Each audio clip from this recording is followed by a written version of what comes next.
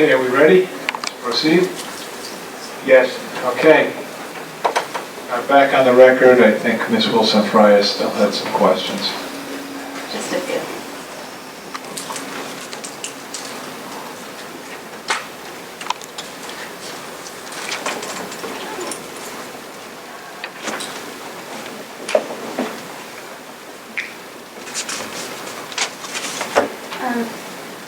Mr. Fagan, do you remember that Mr. McElroy asked you how the clearing prices are relevant? And you made the statement that the constraints that were built into the ASOS projections did not bind? Yes, I remember. Okay. And did you do any independent analysis to review if that was because of new resource participation in the floor capacity auction? Just did you do any independent analysis? I did not do any independent analysis. I relied on myself. All right, thank you.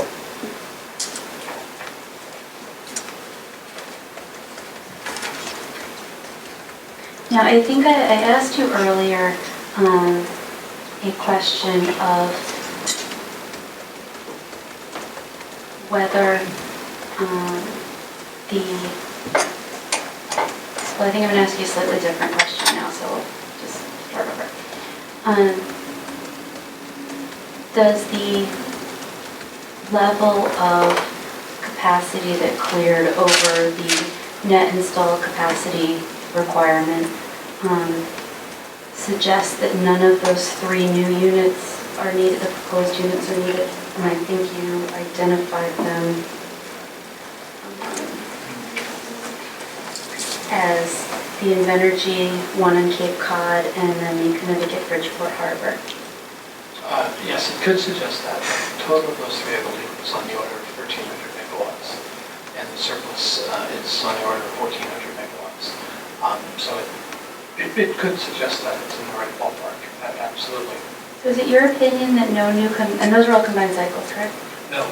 Okay, so Two of them are combined cycles, the one in Connecticut and the proposed energy plant, and the one in Canal is a combustion turbine. Okay. And are those natural gas fired? They're all natural gas fired. They're all proposed to be natural gas fired units. I believe they're all proposed to include oil as backup. Okay, so is it your opinion that none of the natural gas fired plants are needed that are being proposed? Based on an assessment of reliability need right now for the FCA 10 period, 2019, yes, that's what it indicates. Okay.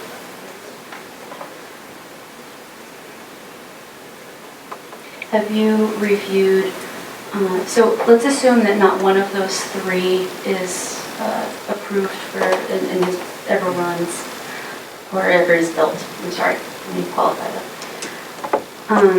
Have you looked at whether or not there is sufficient transmission to then supply the rest of, or supply New England, or those areas in New England? I have looked at that in part. One of the units is in Connecticut, is outside the import constraint. So Okay. the 2 units that are within southeast New England, Canal and the proposed energy plant are in the order of just under 800 megawatts, I believe.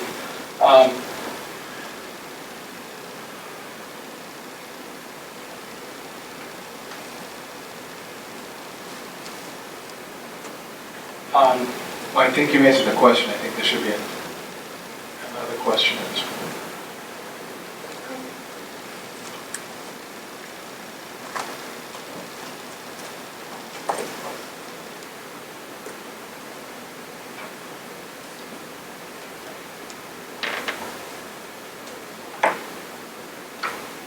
Oh, and I just had one clarifying question. On page 16 of your testimony, line 3,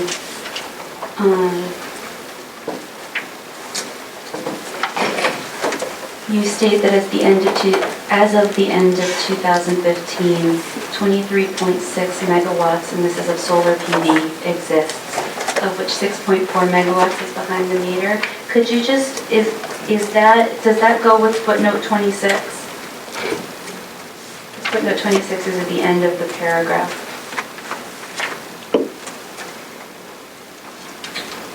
Yes, it does. Okay, that's all I needed.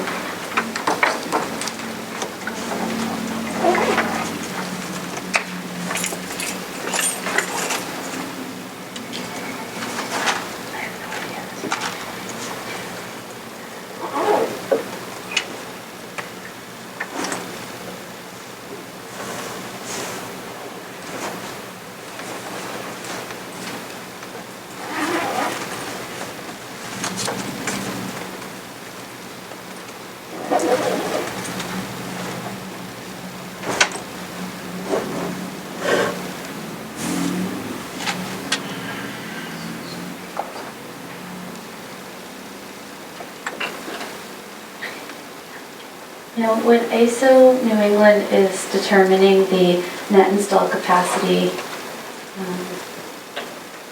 requirement, is it looking at the entirety of New England or just the individual load zones? Both. Okay.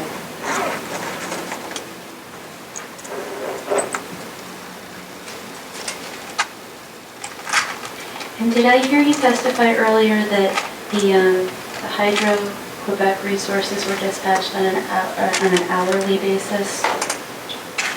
Yes, it's my understanding that transmission line can be scheduled on an hourly basis. Do you know if they participate in the day-ahead market? If you don't, that's I'm sure okay. they do. Yes, I'm sure they do because I see the information on the day ahead what the expected exchanges are from the HQ imports, and then sometimes that changes in a real-time market. And do I understand from the testimony that's been pre-filed in this docket that that the Hydro Quebec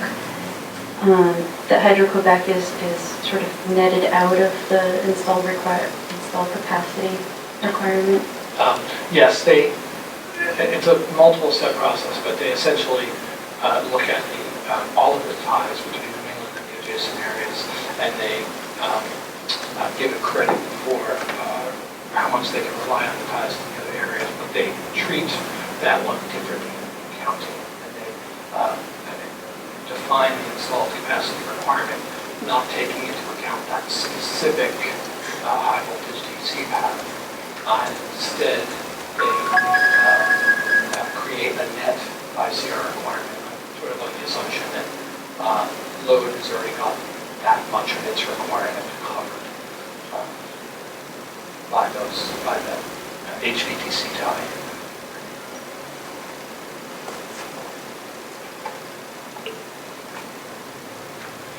So on page 27 of your testimony, and you've testified to this earlier today, that as solar PV increases, the net peak load forecast will decrease. Do you agree with that? Yes. Okay.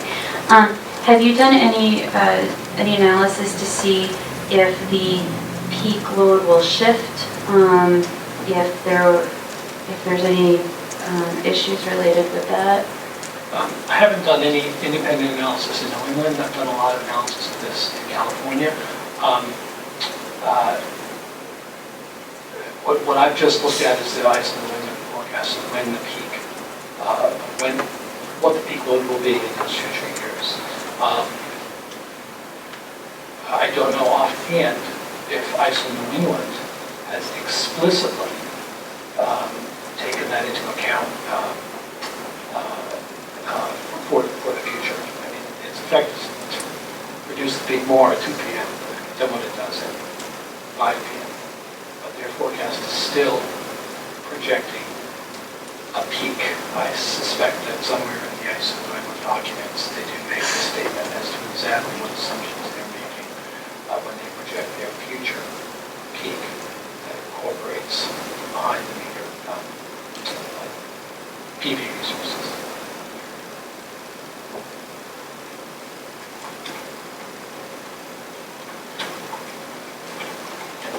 give me a moment, I can probably point to that on the final PV 2016 forecast. No, I'm okay, Okay. that's my only question. And then on page 31, and this is somewhat of a clarification question, you have a table 2. Yes. And so my only question is, did you create this table, or is this one you took directly from ISO? Like some of the other tables seem to be taken directly out of ISO reports. Is this your own calculation? Yes, I created this table based explicitly on the peak load forecast data that you see reflected in those forecast vintage forecasts in figures 7. Just give me 1 second for sure.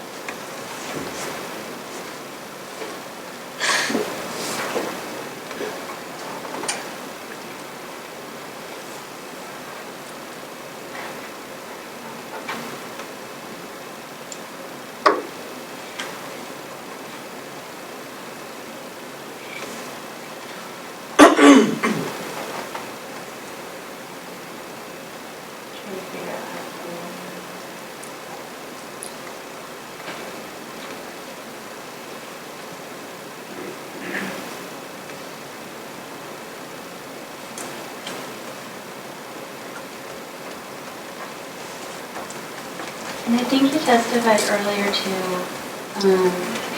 Mr. Elmer that I'm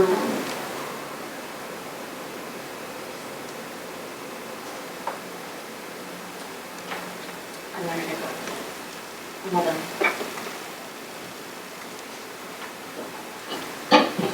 Mr. Knoll? Thanks, Commissioner. Good afternoon, Mr. Fagan. Good afternoon. Welcome back to Rhode Island. I recall your days here as a consultant in energy efficiency.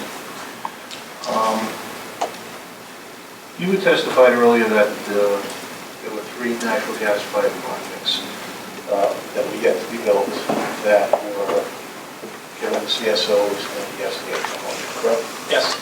Are there any other yet to be built projects that are fueled by other natural gas that are included in the SDA 10 CSOs? New? No, I'm sorry. You asked me if there were other new gas plants? Any other resources that, potential generating resources that are yet to be built, that received CSOs, the SDA 10, that were not natural gas fired? I don't know offhand. Quite possibly there's a set of demand and supply resources, new and existing, that I'd have to go back and look carefully. There might be some smaller quantity of natural gas fired resources. I'm not sure. I would be surprised, but not shocked. There might be a few increments, especially of capacity at the existing locations. Fair enough. And I'm sure you're aware that in any project, let's look at these 3 natural gas fired plants that are supposed to be built. There's a whole host of reasons those projects may move forward, a whole host of reasons they may not. They may not get financing, they may not get permitting. So there is the potential that one or more of these projects may not be able to provide the capacity when it comes time for the capacity period, correct? That's a fair characterization, I think.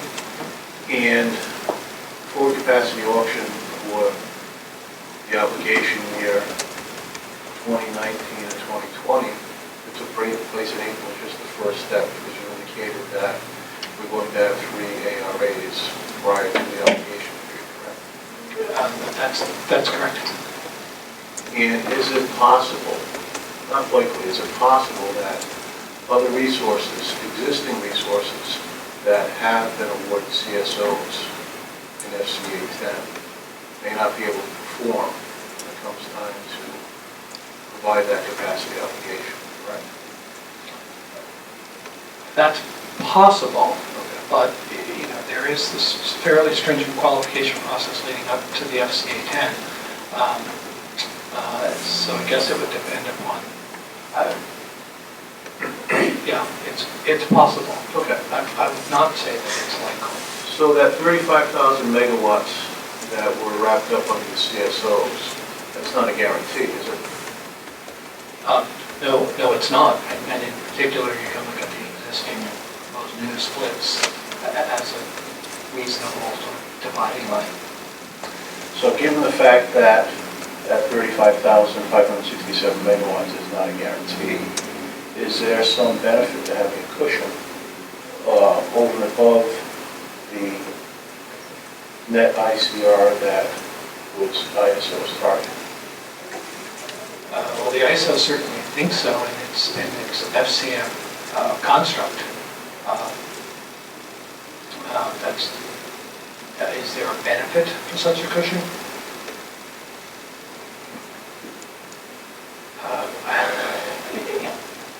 In my opinion, based on all of the information, it doesn't appear that there's a reliability benefit.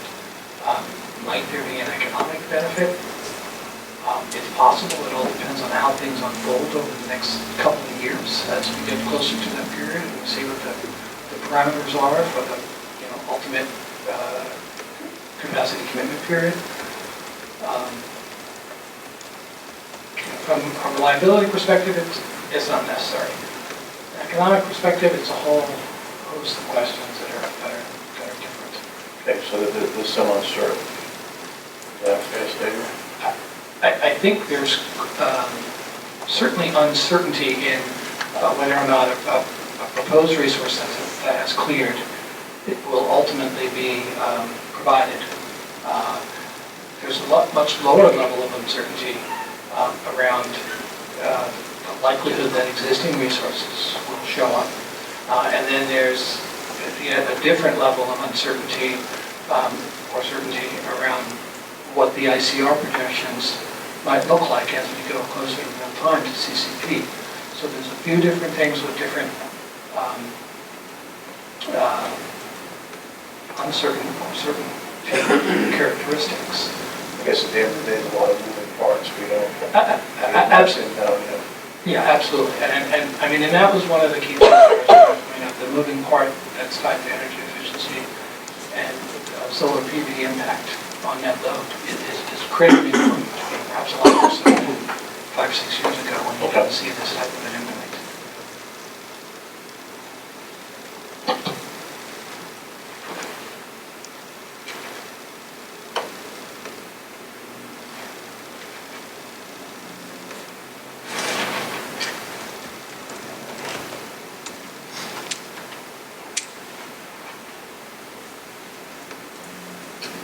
I don't have any other questions, Commissioner. I just figured out what my question was that I was stuck on earlier. Okay, go ahead. All right. Mr. Fagan, I had asked you earlier about the generation was supposed to be a free or a competitive market, and we talked about the 3 different kinds of markets.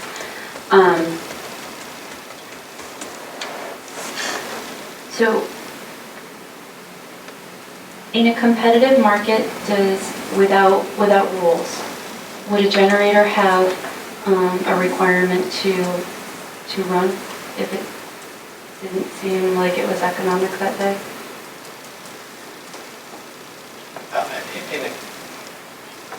competitive market without rules. In theory, it could do whatever it wanted to do. I'm not sure exactly how that applies.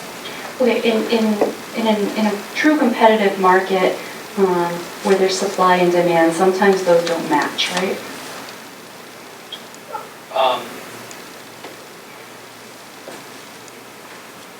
Yeah, ultimately, things clear in a true competitive market at the point where they do match, and that means that the more expensive supply resources, for example, don't operate for a given period of time, for an hour, for 5 minutes, for a year. So time dimension. The context of your question is energy market, or is it capacity market? There's a sort of... Actually, the context of my question is Shaw's. So I go to Shaw's Market, and they have a certain brand of tomatoes on sale, canned tomatoes. And I go there, and at the end of the sale, and the shelves cleared off, the can of tomatoes is not available to me. So I reach over and I choose another can of tomatoes. Is that something that would be possible in the energy market? Yes, in short, absolutely. And what would happen in that instance? Well, in the energy market, there's certainly shorter-term resources. 3 years, you need at least 3 years ahead if you're going to be proposing to build a combined cycle plant, but you don't necessarily need 3 years ahead for other types of resources. Perhaps some supply resources on the existing site, where they do some modifications to increase the rating. That can happen in a short time frame. So let me just interrupt you. Are you suggesting that ISO would reach out to a different resource in that instance? Yeah, in short, through their mechanisms. In the capacity market mechanism, that reach out occurs in the auctions closer to real time to secure it. In the capacity market, the mechanism would be that they have these annual reconfiguration auctions, or even closer to real time, we can have the monthly reconfiguration auctions. In the energy market, it's day in, day out. Import resources participate at varying levels depending on the price in between those. Absolutely. And so it'd be fair to say that in the capacity auction, in setting the net install capacity requirement, that ISO is planning for a total amount of resources where if one is not available, they have another one to call upon? That is what the whole point of having that net install? That's certainly part of that construct. ISO is conservative. Their job is to keep the lights on. Their job is to not provide low cost, lowest cost rate pay, for example. Their job is to not enforce state policies on emissions, for example. So it's understandable that they might have a bias. Let's make sure we have enough stuff. And this procurement mechanism allows them to indicate, we'll buy a little bit too much now, and things could shake out in the market as we finish this process. That's evidenced by the planning reserve merger that the 2016 shows for 2019. It's that 26%. It's the highest number in that row of planning reserve margins. If this stuff does not get built by the time we get to 2019, they're down at some number that's certainly above the minimum, that's lower than 26. They understand that, so this is the procurement framework going forward. But at the same time they're doing that, they're saying, we need net ICR. That's our minimum. So those two things go together in ISO's framework. But from my perspective, what's important is it's not needed for reliability. Some folks want to think that we should procure it in advance because we're uncertain. But I look at the other trends and say, wait a minute, the trends are indicating it's not. Okay, thank you. That's all I have. Mr. Elmore? Thank you, Commissioner. Mr. Fagan, during the lunch break or any other break today, did I discuss with you the substance of your testimony? No. I'd like to refer you to Invenergy 7, which is this blue document entitled 2015 Regional Electricity Outlook. And I'd like to refer you to the page that has a number at the bottom, 25, although it's not the 25th page of the document. And you were asked by Mr. Shore whether you agreed with the text that appears in the first paragraph at the top of the page. Do you recall that? Yes, I do. And you said you agreed with some caveats. What were the caveats that you didn't, that you referred to but didn't fully express?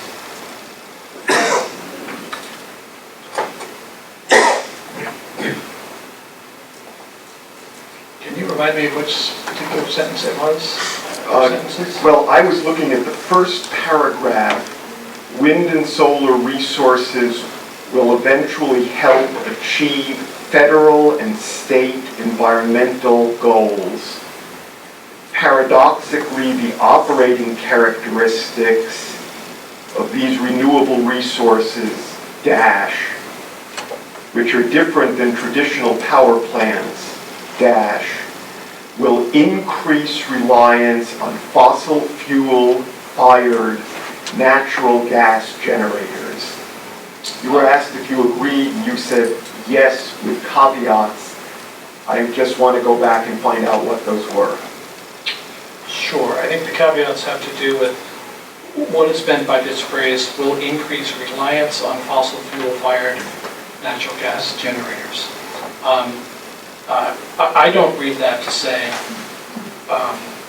we need to get more of these fossil fuel-fired natural gas generators to do this. It could mean that they will be depending more on the existing fleet of fossil fuel generators to ramp up and down more frequently than they do now because of the variable output nature of renewable resources.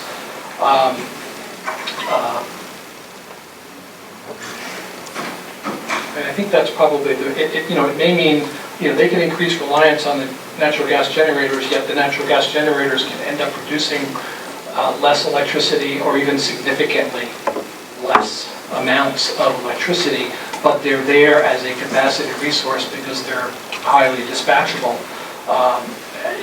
Right now, some of those units might be operating more as baseload energy-producing plants, and in the future, they may not run as frequently to produce energy, but their full capacity is always available to provide the flexibility that the system needs if it sees different patterns of net load because of the presence, different hourly patterns of net load because of the presence of solar and wind units, for example. So there's a number of things that could be packed into that phrase. Thank you. Mr. Shore asked you some questions about CLF Exhibit 20, which was your one-page, one-side document showing at-risk plans. And in discussing New Hampshire PUC proceeding, there was some discussion comparing and contrasting divestiture and plant retirements. Could you clarify the distinction between divestiture and unit retirement? Sure. In simple terms, divestiture just means that the asset is sold to someone else. It doesn't necessarily mean that it would be retired. In some cases, divestiture results in a different owner taking over the operation of a facility. The facility doesn't retire. In other cases, an investor purchases a facility and then does retire the facility. And just to be clear, your earlier testimony was that the current New Hampshire PUC proceeding concerned divestiture, not retirement. Yeah, that's my understanding. I had taken a quick look at parts of that New Hampshire PUC order, and I know that the thrust of it was they were trying to resolve what they were going to do with these plants, and they elected to divest them. Whether or not the plants eventually actually retire may depend in part on the success of that divestiture process or other factors. I'm not really sure. Thank you. You referred earlier today to a 50-50 forecast. What is a 50-50 forecast? A 50-50 forecast is ISO New England's projection of what the peak load will be. And there's a 50% chance that the peak load will actually be less than that, and there's a 50% chance that the peak load will actually be greater than that. In their self-documents, they report the 50-50 load, and they report the rest of the distribution. So they do show if weather conditions are more intense, here's what the peak would be. If weather conditions are less intense, here's what the peak would be. And they utilize that load forecast in all of its distributed properties. It's basically a bell curve when they do their modeling to determine what the installed capacity requirements are. They take into account the fact that there's a probability associated with the peak load being higher or lower than the mid-range, the 50-50 value. You testified that in FCA 10, the SENI zone was modeled as an import-constrained zone. Is that correct? That's correct. In the actual auction in FCA 10, were there any binding constraints in the SENI zone? Not between the SENI zone and the rest of New England. So resources attracted the same price within New England, regardless of whether or not they were in the SENI zone or in the other New England zones. And in prior auctions before FCA 10, the clearing price in the zone that at that time included Rhode Island, SEMA/Rhode Island, was higher in this zone than in rest of pool. Is that correct? Yes, that's correct in FCA 9. And is it fair to say that some things change between FCA 9 and FCA 10 to cause that change in clearing prices between those two auctions? Yes, system conditions defining the key parameters of the auction change. The resources are available, the load, and the nature of the transmission topology. It's not uncommon. That's what happens. And when you say system conditions, you're referring to conditions in the ISO system. You're not talking to something that can be persuaded or argued politically. You're talking physics, not politics. Is that right? Yeah, I mean, specifically I'm talking modeling inputs, and then the characteristics of the transmission topology define which zone, and then the physics define what capacities will exist between the zones for the purposes of modeling this supply-demand interaction. You mentioned several times in your testimony a phrase, new demand resources. Sometimes you refer to new demand assets. What are you referring to? In addition to generators, ISO New England also rewards or awards capacity supply obligations to demand resources. Demand resources essentially is energy efficiency and demand response. And they're characterized in different ways, but it's basically a forward promise by an entity that they will take steps to reduce the demand of load relative to what it otherwise would have been. And ISO New England accounts for that as an obligation to help meet the overall capacity requirements. Is demand response within the ISO New England footprint allowed to participate in the capacity market? Yes, certainly. Is demand response in the ISO New England market allowed to participate in the energy market? Yes, it is. It will be participating more directly per new rules come June 2018. Right now, it's a simpler way that demand response resources participate compared to the way they will be able to participate a couple of years from now. I have one last question, Mr. Fagan. Are you the same Mr. Fagan that Mr. Parker referred to on page 46 of his testimony as not understanding the ISO's capacity procurement process? I believe I am. If he was referring to my dad, he'd be right. Thank you. I have no further questions. Mr. Shore? Just a couple of questions. Mr. Fagan, when you talked about the New Hampshire PUC, Public Service Commission's decision to allow the divestiture of assets, are you talking about the Merrimack coal facility? I believe that there were three plants involved in that, Merrimack and Schiller and Newington. Schiller and two of the units in Schiller. And Merrimack are coal facilities. Newington is an oil and a gas-fired facility.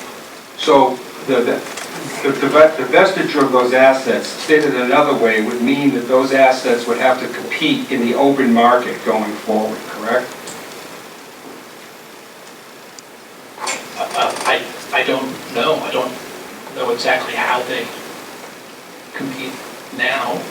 It's not really part of my charge. What I'm reporting here is that they had a CSO for 2019-2020. They're being divested, and I have not been charged, nor have I looked carefully at exactly what that might mean going forward as a result of divestiture. Well, when you say the word divestiture, that means that's a term that means that the asset is being deregulated, or that is that its costs and rates are being taken away from the regulated market and divested, much like what we had in New England, where the National Grid or Narragansett Electric assets were divested in 1996, correct?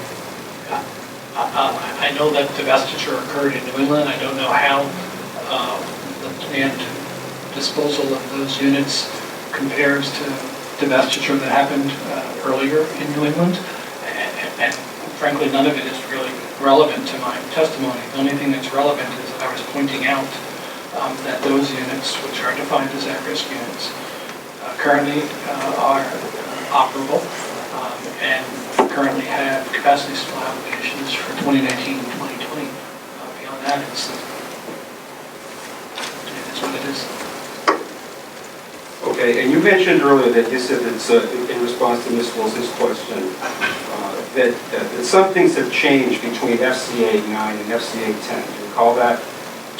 Sure. Well, new forecast of loads is the primary change. I mean, lots of things changed, but the forecast in 2016 was particularly different from the forecast in 2015. And one of the things that changed was that the Clear River project received a capacity award in the FCA 10. Is that true? That's true, but that's not what I was referring to when the change in forecast reflected in the 2016 itself. I was referring to the net peak load forecast, which has no bearing to capacity supply obligation associated with the proposed facility. And Invenergy, in fact, had to compete against several other projects in the FCA 10 auction, correct? Absolutely. I presume that Invenergy competed to ultimately obtain its CSO. It's my understanding that Invenergy, altogether, strike that, it's my understanding that there were 6,700 megawatts of resources that competed in the FCA 10 process. Do you agree with that? No, I'm not prepared to. My testimony is not about looking carefully at the assets that made up the possible supply in that auction.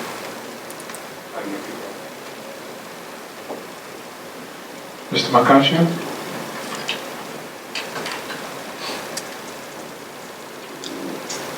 Mr. Fagan, did FCA 10 allow for energy efficiency and renewables to compete for capacity supply obligations? Yes, that's my understanding.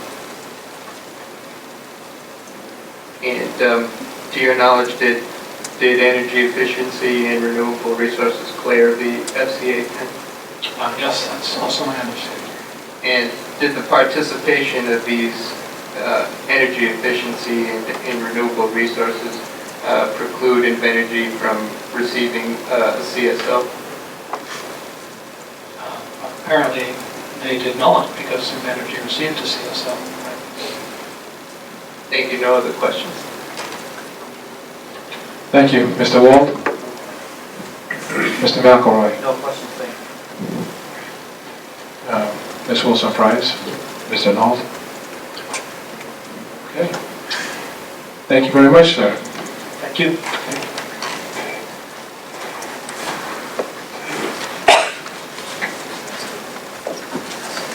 Could I ask an administrative question? As far as I know, all the new exhibits that came in from CLF and the one from Invenergy are full except CLF 17? I have all of them full except for CLF 17. Thank you very That's much. correct.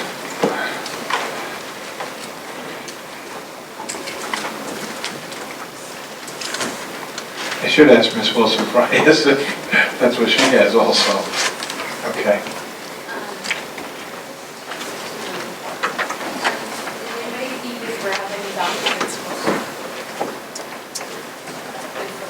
I have Mr. Stix's testimony. Yes, and he has some new exhibits. Okay, let's do that now.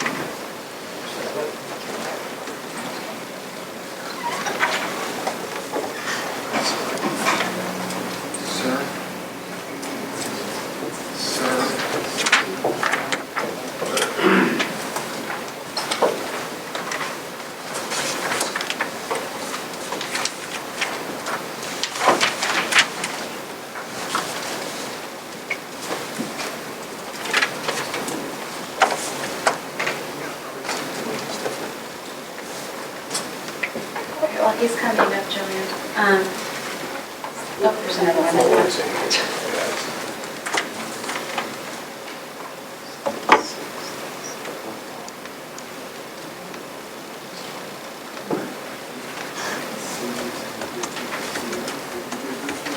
If you want to give him the room, if you're good enough, we can take them with him.